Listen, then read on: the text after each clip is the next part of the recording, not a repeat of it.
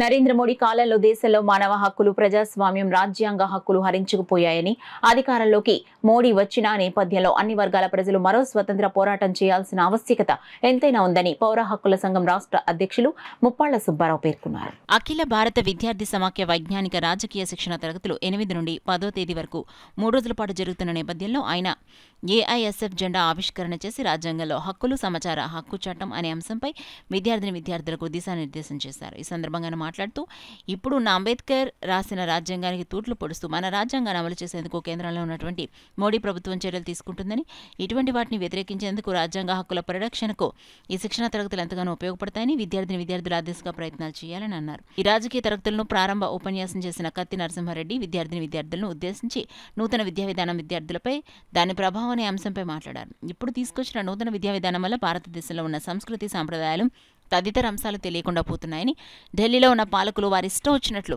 నూతన విద్యా విధానాన్ని అమలు చేసేందుకు చర్యలు చేపడుతున్నారని, దీనిలో భాగంగానే నీట్ పరీక్షల్లో ఫస్ట్ ర్యాంక్ సాధించిన విద్యార్థులు సైతం సరైన అవగాహన లేకుండా ఉన్నారన్నారు.